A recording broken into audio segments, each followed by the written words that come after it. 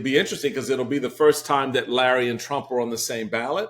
Mm-hmm. So, yeah, I think that was something that his team strategically will have to work through and be prepared to address, because the top of your ticket is someone that you are fundamentally at odds with. Hello, everyone, and welcome to the Focus Group podcast. I'm Sarah Longwell, publisher of the Bulwark, and this week we're going to talk about a U.S. Senate race that some of you have written in to ask what I think about it. And we're talking about Maryland, and it's a race that I'm sort of conflicted by because Republicans are going to nominate Larry Hogan, a popular two-term governor who's been a consistent Trump critic. He's the only Republican who will make this race even remotely competitive. And as many of you know who listen to me on my other podcasts, I am a bit of a Larry Hogan fangirl. And I even tried to get him to run against Trump back in 2020, which he didn't do and he should have. But as much as I hope a Senator Hogan would be a Mitt Romney-style Trump critic, he'd be a step toward a Republican majority. And I'm loath to give the GOP any more power, especially as we stare down the barrel of a second Trump administration. So this race will be decided by Democratic-leaning voters in Maryland who once crossed over and voted for Hogan as governor. Today, we're going to hear how they're thinking about Hogan's Senate bid and his Democratic challengers. My guest today is Michael Steele, former lieutenant governor of Maryland and chairman of the Republican National Committee and current host of the Michael Steele podcast. He was also the Republican nominee for this very U.S. Senate seat back in 2006, and he is a personal good friend of mine. Michael Steele, thanks for being here. Hey, Sarah, it's so good to be a part of this conversation with you. I love your focus group work, and to have it targeted on Maryland is a special treat. Yeah, no, I'm glad we got this OG Marylander. We're going to send you this focus group mug for being on the show. There we go. I don't know if you know that. You get swag from this show. So here's the deal. So what did you learn in your days as lieutenant governor and as a Senate candidate that are important for our listeners to know just about Maryland and its political culture generally? This is a very good question. One of the things I learned very early on in my emerging career in Maryland politics was there's a very big difference between the elected leadership of the political parties, particularly on the left with Democrats, from the rank and file voter out there, everyday citizens. Maryland is much more of a center-left, center-right state, depending on the issue. It is not as progressive as the legislators in the state legislature. It is not as conservative as you hear hard right Republicans claim. It is nowhere near that level of conservatism. We're in the South, but we ain't deep South. So the reality of Maryland has always been, for my days as a county chairman for 6 years, state vice chairman for 2 years, and state chairman for 2 years, has looked at Maryland through a very different lens. In fact, the strategy that I crafted to win the governorship in 2010 was accelerated and allowing us to win in 2002 because of the ability to understand exactly how the electorate was moving and responding to a Republican candidate like Bob Ehrlich. And I was the conservative on that ticket. Bob Ehrlich was, a centrist Republican out of the old school cloth. Same with Larry Hogan. And what Larry Hogan wound up proving was the point that Maryland is much more centrist in its expectation of governance by the chief executive than the political leadership of both parties would allow for. And I give you the contrast between the 8 years of Larry Hogan and his predecessor in Democratic governor. I'm just blanked on his name. That tells you how effective he was. In terms of his leadership styles, was very much out of line, with raising taxes versus not raising taxes. So there's some real contrast there. Yeah, it's interesting. I moved to Maryland not that long ago. I was really surprised listening to this focus group and we did two groups of Maryland voters. And granted, they are people who voted for Hogan and then voted for Biden. But the number of people who talked about wanting moderate politics and liking Larry Hogan's moderation was, it's just music to my like little centrist heart over here. I was like, these are all my people. Maryland seems like a great, just really filled with thoughtful people and, not hugely partisan. Now, I'm sure if we had, if we'd screened differently, we would have gotten some different people, but these groups were really great. And so, all right, so we conducted these two groups. They voted for Hogan for governor in 2018 when he ran for his second term. And then they voted for Biden in 2020. And they basically were Democrats. Like they were voting in Democratic primaries. So let's listen to what they liked about Governor Hogan. I voted for Hogan because I live in Baltimore City, and of so many things that was happening in the city, to me, it felt like he was not afraid to stand up and say what needed to be said and call for change, even though it wasn't ideal and he maybe upset a lot of people. What needed to happen to make sure that our city was safe, I think he had no problem stepping up. Even though he was Republican, he just felt like a Democratic person to me for some reason. I liked his leadership style. Whenever I would see him speak, I kind of believed what he was saying. And I saw a lot of action come from him. He was just a likable person. And I do remember a lot of others in the Republican Party did not like him. But I felt like, okay, yes, he was conservative, but like he found that middle ground. I think one of the first things he did was like lower tolls going over the Bay Bridge, which that's always nice. It's not like it is a super hit to my pocketbook, so I don't go that often, but it was just a nice little thing. And then like he was pretty friendly on the refugees, which was a contrast to a lot of the GOP. He pushed back on some of Trump's like COVID issues. It's more conservative in a lot of ways, but then still not extreme as the far right are saying right now or has been spewing throughout, right? And I feel like he's the Republican that was back in the day Republican, right? They have some standards, they have morals, and they're not just spewing things all over the place just to get heard. A lot of what would draw me to Hogan is how he behaved on January 6th. That of all the people that were reached out to provide additional police support for the Capitol Police, he eventually was the one who sent state troopers in and may have saved our democracy in doing that. And that just shows tremendous political courage, in my opinion. Yeah, I remember COVID where you couldn't find a mask.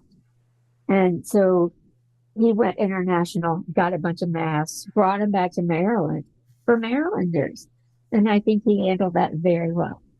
He was undergoing very brutal cancer treatment, and he did not resign. He continued doing his work. That says something about the character. The second thing that I liked about Hogan was this support for charter schools, because I think parents should have a choice in where to send their children. I fully embrace this idea, and he embraced it too. So I got to tell you, there are politicians all over the country who would kill to have listened to these focus groups and listened to a bunch of people remember specific things that you did.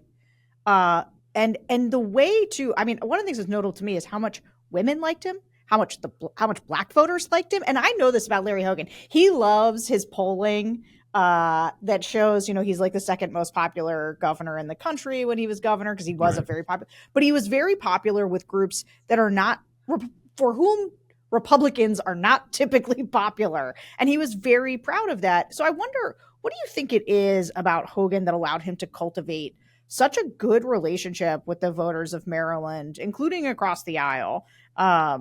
Because, there's going to be a lot of national partisan headwinds in 2024. And I wonder if that sticks there for him, like if he is able to sort of maintain that goodwill. Why do you think he was so effective though with people? Why do they like him so much? Well, I think there are a number of things that you hear in this initial part of the focus group, starting with one of the last things that you heard. His administration began with a horrific cancer diagnosis. which stunned not just the political class in the state, but stunned a lot of Marylanders who had taken a leap of faith moving off of Martin O'Malley, who was his predecessor that I referred to before, and all that represented, sort of moving away from their fallback on Democrats after the early Steele administration, and I think people saw leadership that was so personal. The sacrifice of leadership that was so personal. Here you get this, very damning cancer notification, and the expectation at the time was, well, he's going to resign, and there was already preparation for his Lieutenant Governor Boyd Rutherford to assume responsibilities for governing that would lead to a transition to a Rutherford administration. And Larry showed sort of a stick-to-itiveness that Marylanders define themselves by. I mean, we are hardworking, blue-collar people. I mean, we're watermen and farmers and manufacturers, teachers and firemen and police officers. People who are all about service, and that that sort of stick-to-itiveness resonated with a lot of Marylanders, and it was almost an unspoken expectation that they had, and it was a test to see whether or not he would meet that expectation, and he did. So that began to cement them in a very important place, their heart, and how they looked at him. The second thing goes into what he did. COVID hits, certainly Freddie Gray's murder in Baltimore City. Then you have, a number of other things that matter to folks in the educational space, the economy space that Larry stood up to. I appreciate the comment at the end there about his support of charter schools, since I was the author and champion of charter schools during our administration. Okay, we'll give credit to the next Republican governor for that as well. But that sort of through line on policy initiatives that weren't scary, that were mainstream, and that had a patina of Republican, ideology and philosophy attached to them, didn't scare people away. In fact, you've heard through in a number of those responses that reference to, old line Republicans, how Republicans used to be. Well, Larry exhibited that because of who, his pedigree, who his daddy was. His daddy was a conscientious Republican, old school Republican, who was more libertarian in his view on social issues, which animates Larry's perspective on issues like choice.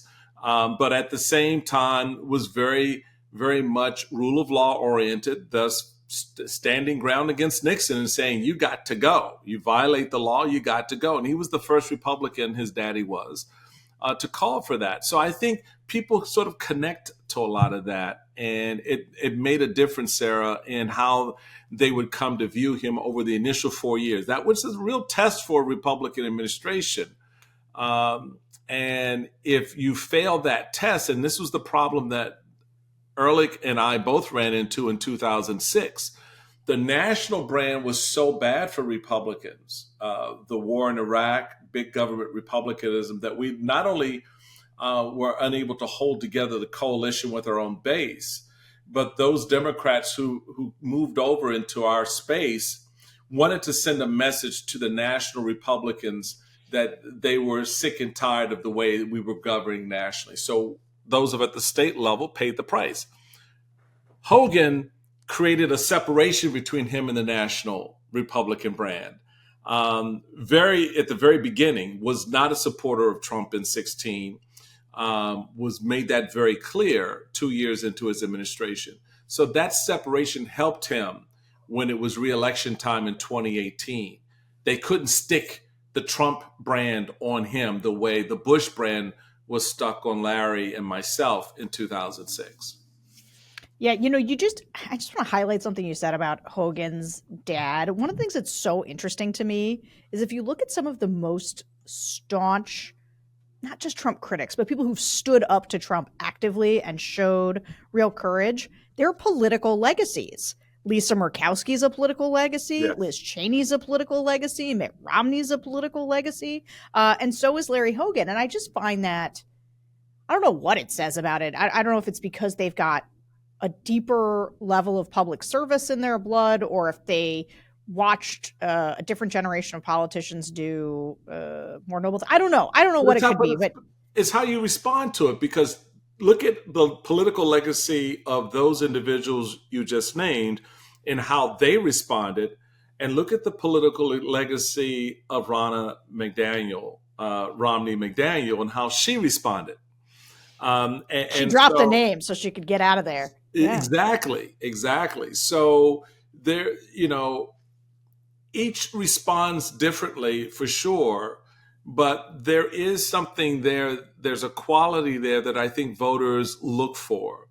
It is an unspoken test of character and philosophical orientation that matters to them. And so when you have someone like Lisa Murkowski in Alaska, or a Larry Hogan in Maryland, who stand firm in that philosophy and that point of view and is consistent about it, voters are less afraid. They're less scared of you. They're less worried about your going off the reservation. Your trust factor with them strengthens. And I think that's a big part of what you see as a shortage among Republicans and voters, and the voters who do not support them, is they don't trust them. Yeah. All right. Let's talk about the Democratic frontrunner in this race, Congressman David Trone. So he's the CEO of the chain Total Wine and More, great chain.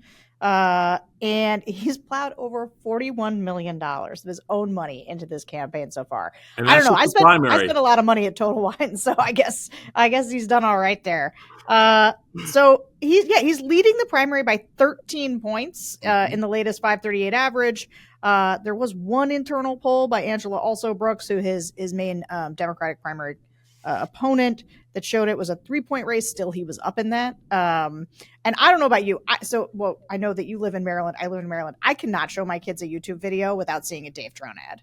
Right. Like, I have seen this guy. This guy's ad he knows you're in Maryland and he is hitting you. And I'm like, I'm gonna turn on Blippy for them. Like, they don't need to watch this ad on your education policy, but it is there to make sure. I don't know. They're putting a lot of money into it. So, and it wasn't just me. Like, the people in the focus group, they had heard about him. Like, he had much higher name recognition, but still they only kind of knew anything. They didn't know that much about him. Let's listen. So he actually is my congressman. I don't know a ton about him, which I kind of like. Like, I don't love the people that are in the news all the time, just normally for bad reasons. I know he owns Total Wine. He's extremely rich. His ads are everywhere. I couldn't tell you a single piece of legislation that he's passed, to be honest, but most people seem to like him, though. But I haven't really dove too much on his views and what he's done, although I've seen a little bit of ads here and there. The ads are always the same. There are a lot of endorsements, and just the sheer volume makes me mute when they're appearing. It's a sort of information overload. Okay, I remember him always talking about prison reform and not locking up innocent people. And I do remember something about school as well. Yeah, that's what I remember from David Trone. And the other candidate I heard of, but it seems like David Trone's been running by himself, because his commercials seem like they've been on longer for some reason. I like what I hear about him. He's been in the county for a long time, and he does a lot of stuff with the rehab. And I know him, like the other guy said, for Total Wine. I think he's done things for the county for a long time. Just from what I can remember, I too believe that he supports the women's right for abortion. That was one thing that kind of drew me in about him. that he does support that. So I feel like the few things that I have seen from him, he does support criminal justice reform, education funding as well, and involved with issues such as related to small businesses, growth, economic development, which is very important, I feel like, to work on, and a good quality in general for a candidate. So what do you think, Michael? Do you think Trone is a good general election candidate? I will just say he doesn't strike me as the most inspiring guy, but he is throwing a lot of money around. So what do you think? I think he'll make a very good general election candidate, and I think he'll be a formidable general election candidate. I know David. I've watched him from the moment he emerged politically in the state. You can tell from the focus groups those who are from Montgomery County versus those who are not from Montgomery County, and that speaks to the value of spending $41 million in your primary and still having people outside of your district in the county still know at least enough, a serviceable amount about you, and that will aid him in a general. It's a little less work that he will have to do than my county executive, Angela Oso-Brooks, will need to do, who is far less known statewide, as having trouble, and Trone is actually right now running an ad exploiting the trouble she's having inside of her own county with voters, having elected officials in the county who have endorsed Trone do an ad for him. So there is a real interesting dynamic at play on the Democratic side. Before Hogan, BH, this race was one in which the Democrats had to make a very difficult choice, one that Steny Hoyer was pushing, and he and I talked about this quite a bit.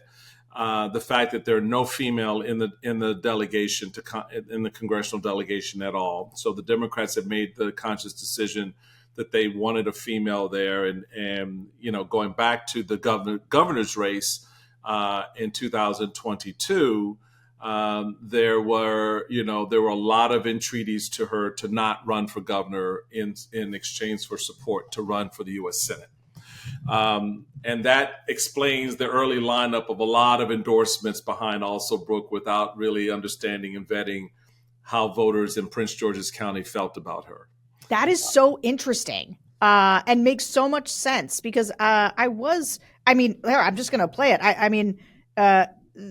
The other major Democrat in this race is Prince George's County Executive Angela Alsobrooks. So she's been endorsed by Wes Moore, by Chris Van Hollen, and the majority of the state's congressional delegation. And she's running that ad being like, I've got all the big endorsements.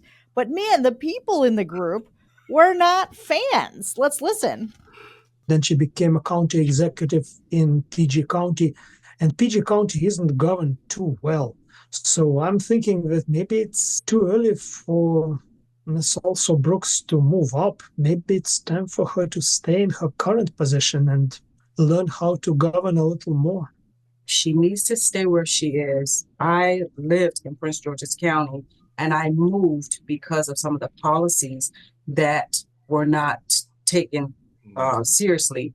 I mean, there's small things to some, but big things to me. For example, we used to have 2 trash days. She took away one. I don't know why.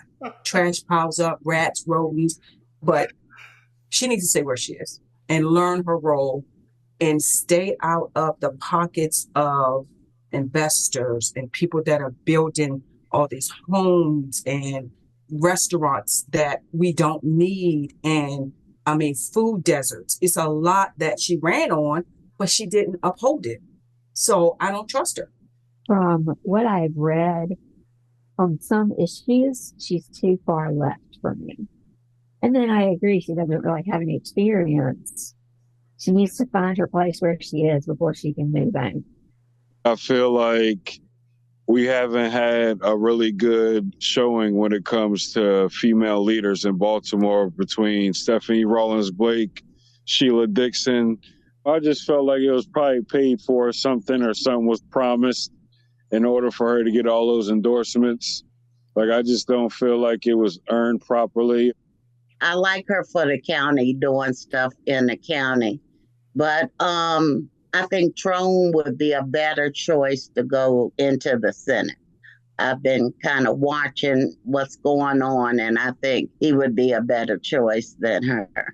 The endorsements they can get, but just like Wes Moore, I didn't vote for him either. So, just because you get all the top people backing you don't mean you're going to do a good job.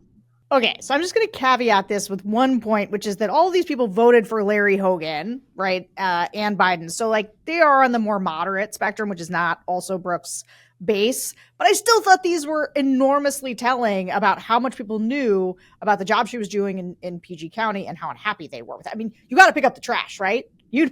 No one can understand why that policy was implemented, and the fact that the promise was made to restore twice a week trash pickup not being met matters. And look, being a county executive is no different than being a mayor.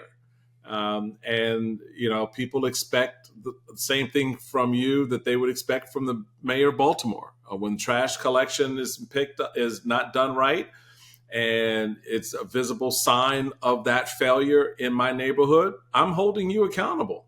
The council may have voted to suspend it, but you're the county executive.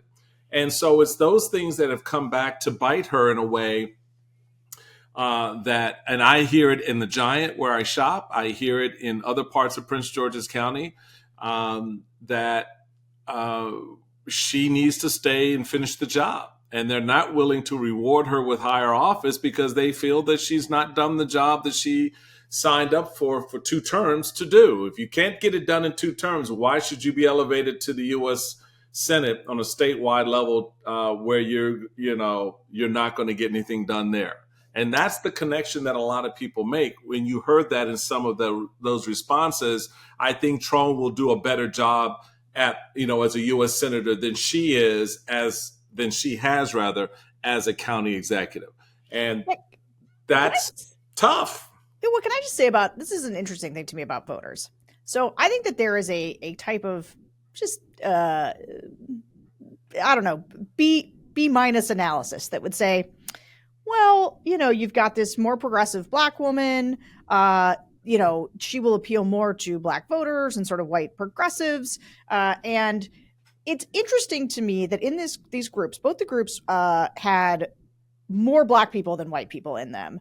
And so I think the analysis will go they don't want some white billionaire, right? But when you listen to voters, what voters want oftentimes is just results, especially at the local level. And so does it surprise you, I guess, how little you just hear a lot of Black women in these groups saying she's not doing a good job and I won't vote for her. Does it surprise you? Nope. Doesn't at all. And it doesn't for a whole host of reasons. Some of it is not very tasteful. There is still at every level hesitancy to give women power. And I think a lot of folks inside and outside of politics don't like to acknowledge that or have that very uncomfortable conversation. Voters would never ascribe themselves as anything but progressive in that frame of mind, that thinking, but they're not. They're not, because if they were, Hillary Clinton would have been elected president twice. So they're just not. And so that's, Black voters are no different than any other group of voters in that regard. I think the other aspect of it is, we don't have hang-ups about white billionaires like white voters do. As long as they're getting stuff done. If you're getting stuff done, okay, I'm gonna evaluate that in the context of everything else that I'm evaluating. And if you come out ahead of an African American female county executive, guess what? Who am I voting for? the person I think is going to get something done. So there are a number of forces that many in the Democratic Party still don't know how to control for in their own backyard. And the assumption that, oh, if we get the Democratic leadership to line up behind Alsobrook, then everybody's going to fall in line. And no, they're not. And they're not, because you're talking to a voting electorate among Democrats, 70% of whom supported and still like Larry Hogan, number one. Number two, you need to understand that and then extrapolate that into your conversation in the Democratic primary. That means the more center right of the two candidates is likely going to have an advantage that you're not accounting for. And that's being borne out right now in this primary space among Democratic voters who like Trone over Alsobrooks. And even among some of the more progressive leaning voters, she falls short for them because she failed on trash collection. She failed on economic development issues. So there's some double-edged swords there that are at play that are working against Alsobrook that, to his credit, Trone saw ahead of laying out his campaign for this nomination. And this gets to the second point that I want to finish on, is when the race was just either one of them up against some no-name MAGA Republican, like we saw with Dan Cox in the gubernatorial race, then the battle was, okay, where do I land on Trone versus Alsobrook? And guess what? In that environment, the conversation gives a little bit more of an advantage to Alsobrooks, make it a little bit more competitive. You throw in Larry Hogan, now it becomes a different calculation for Democrats. It's like, okay, who of these two in a general election can beat Larry Hogan? That's advantage Trone all day long. I don't care how you cut it. Why? Because the brother can stroke himself a check. Yeah. He can go 1-for-1, toe-to-toe with Larry on the money. She can't. Number two, you're now talking about a center-left, quasi-center-right Democrat up against a center-right Republican. With the Senate on the line, it then becomes a very, very different calculation for those voters. Yeah, that's a great point. I'll just say, when it comes to voters, I take your point on some of the internalized misogyny. I know that's real. I just have listened to so many voters where I've asked women voters about women candidates, black voters again about black candidates, and Hispanic, and nobody wants to vote that way. And even if they do, they like, women will tell you, I am not going to vote for somebody just because she's a woman. Right.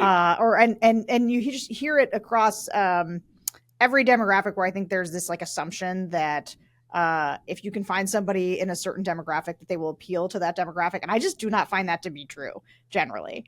But you also have to take into account that there is a level of misogyny and racism comfort that's given when you say that. Because now when I say, well, I'm just not going to vote for the woman because she's a woman, I'm not going to vote for the black because they're black, that's a comfort spot. You then need to press the issue. And when I ran for the U.S. Senate, and I think you and I talked about this, I wanted to press that issue because I did not trust what voters would say about my race if it's just asked a straight up frontline question. Meaning that you thought that they would say they didn't care that you were black, but that they did. But they did. And it was, and I found the proof in the polling when I asked two questions back to back. And the first was, would you vote for an African American for the United States Senate? And the second was, would your neighbor vote for an African American for the U.S. Senate? The first came back 78% yes. The second came back 48% yes.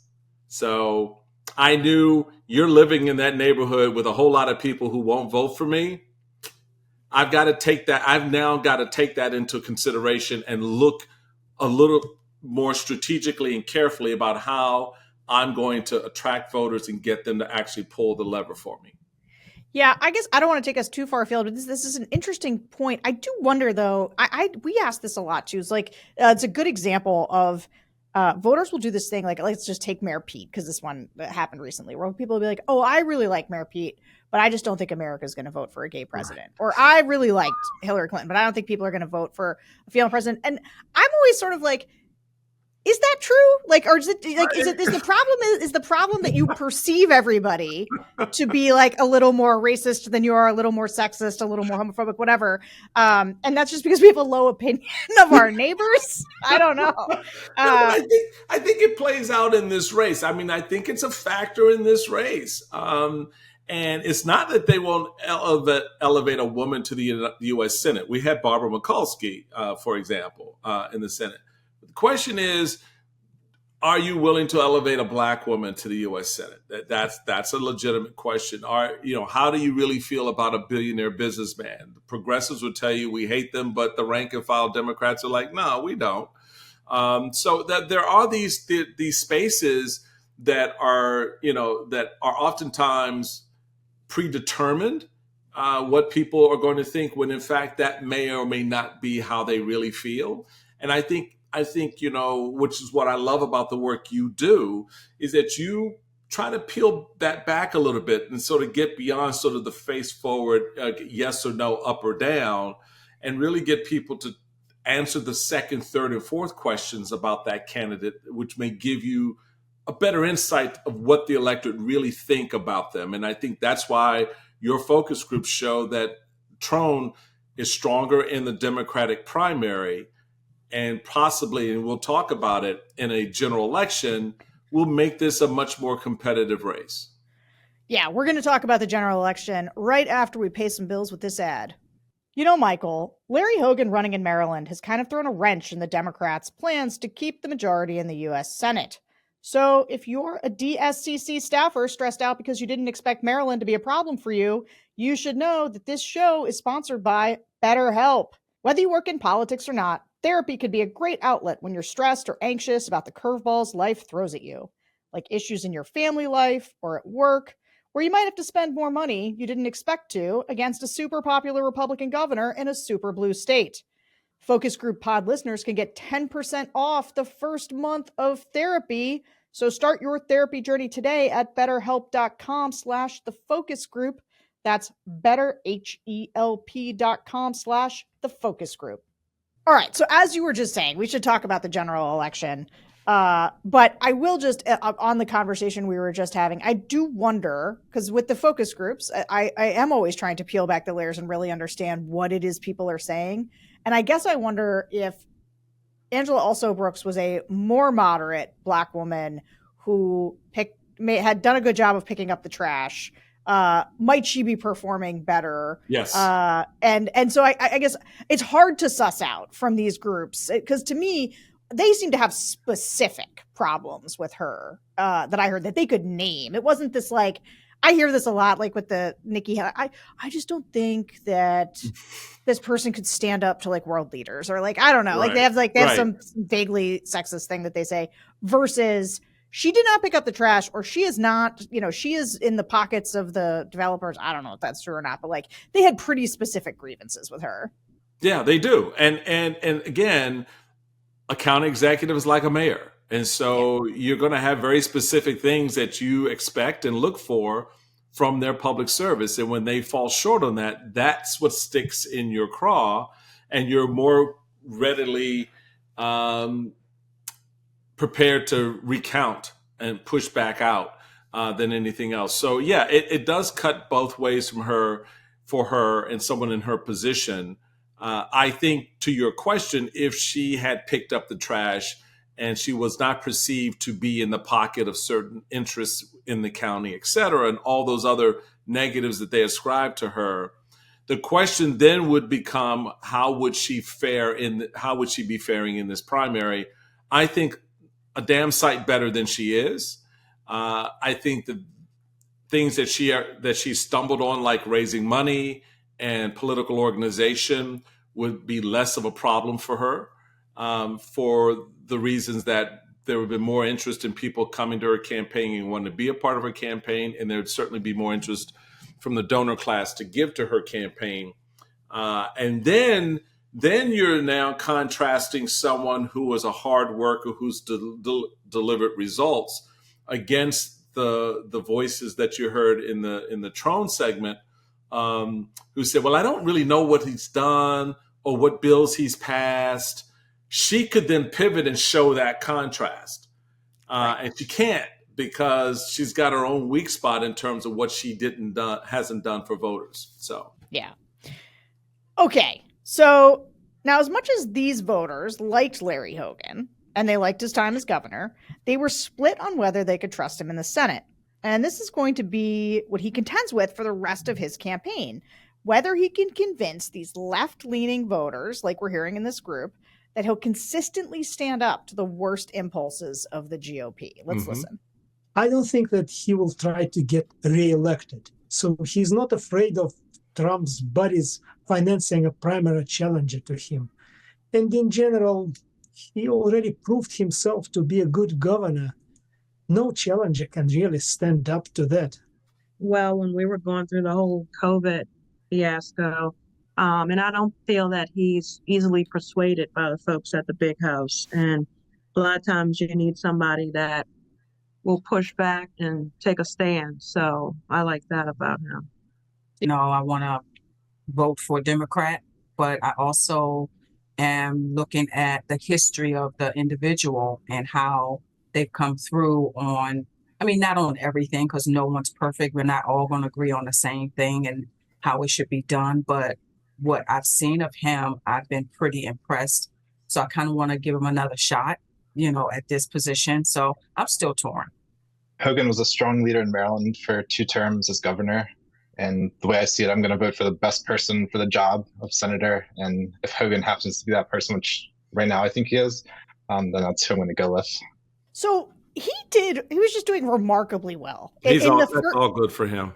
In the first group we did, everybody but one person was going to vote for him head to head against both the Democrats. I was genuinely surprised. But I guess the polls have Hogan leading both Trone and also Brooks in head to heads by like double digits.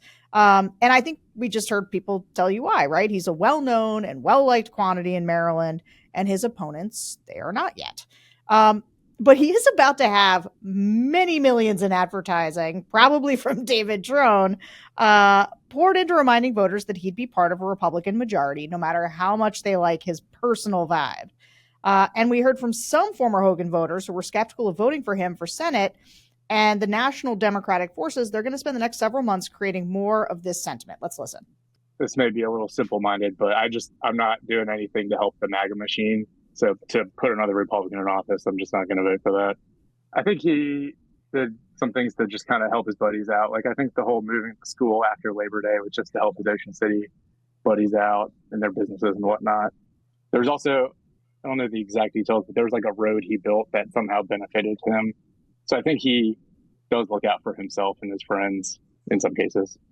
I think we need another Democrat in the Senate. I'm going to be real honest. That's my thing. After I've seen what the Republicans have done in the House and the Senate, I don't think he'll be able to change some of their minds. So I think we need to keep that seat.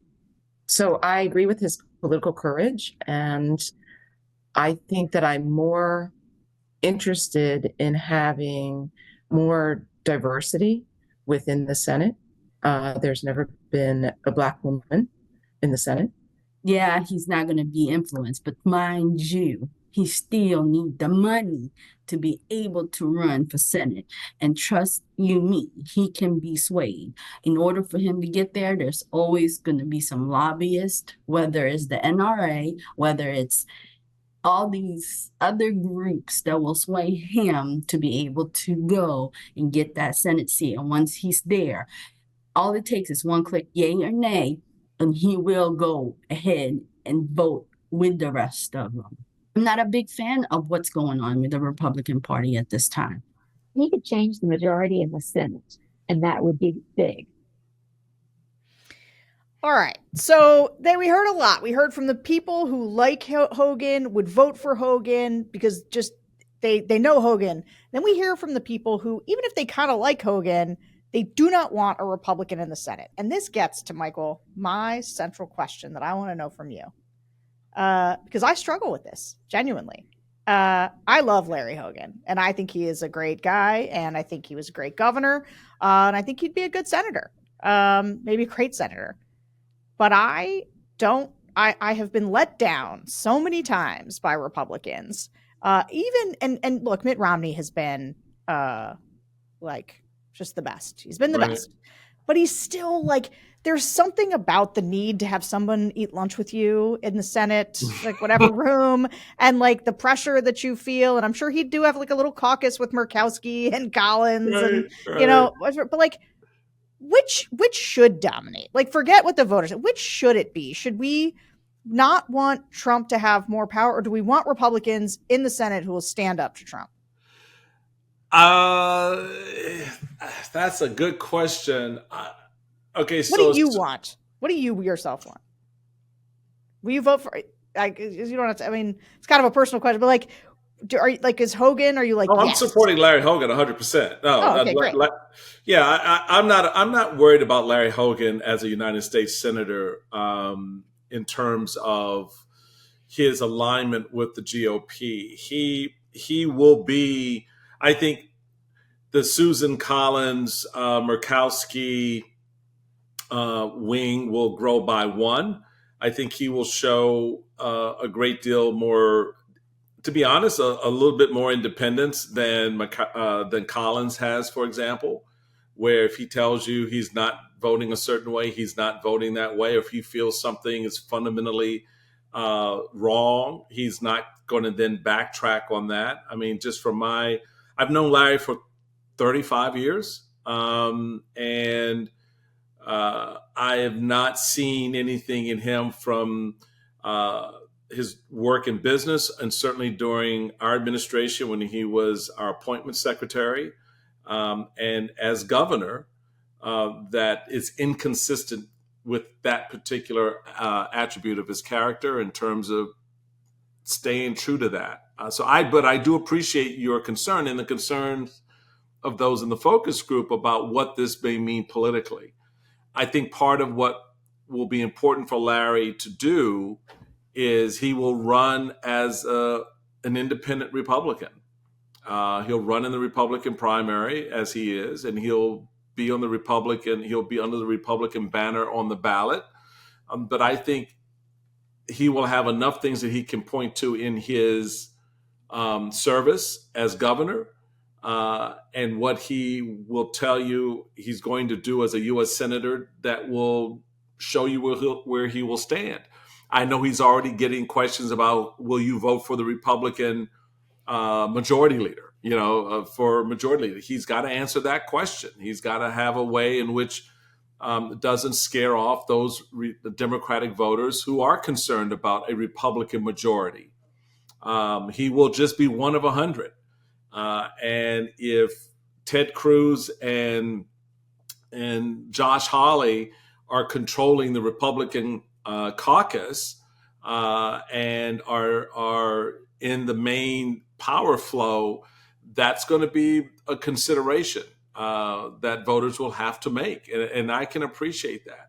I think it's going to be a very clear line of delineation between the Democratic nominee, regardless of if it's Trone or also Brooks, about what that means for voters. And so, that's going to be the Achilles heel, I think, in many respects for the campaign. And these voters that we just heard kind of reflect that. And I think there may be more of them who really like Larry as governor, loved him as governor, but may have concerns about a Senator Hogan and what that may mean given the balance of power, especially if Donald Trump is president, and what that potentially could mean for the country. So it's going to be a delicate balancing act.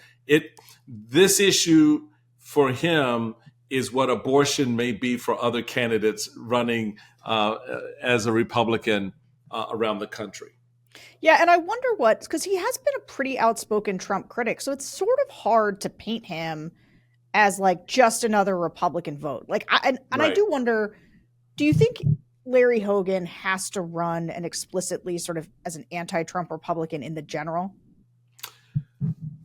No, I don't think he needs to, because we all know. I mean, he's been very clear. I mean, not in Maryland. I mean, maybe in some other But states. he'll If get that asked would, about Trump all the time, won't he? I mean, yeah, he'll get asked. He'll get asked questions about Trump at the top of the ticket, and but I think Larry, and this will be actually, it'll be interesting because it'll be the first time that Larry and Trump are on the same ballot.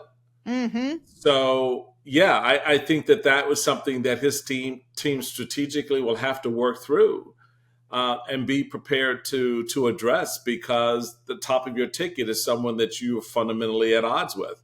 And what does that mean? And since there's a lot of pressure on down ballot races, including the U.S. Senate, and getting turnout for that, if he's pressing too much one way against Trump, does that create a chill on the Republican side and the center-right independent voter, who then would be able to vote in a general election, although they don't get that privilege in a primary, in a Republican primary? Does that cause a chilling effect on them, and they decide either to stay home or to vote for Trump but not vote for him for the U.S. Senate? So yeah, these are going to be some of the political calculations in the messaging that his team is going to have to address immediately after this primary. And actually, Sarah, you're already starting to see some of that in the commercials that Larry is running, where he really is running against the institution not functioning and not working, and that wanting to be someone who is there to pull the right and the left back into the workspace, right? Where we get some things done.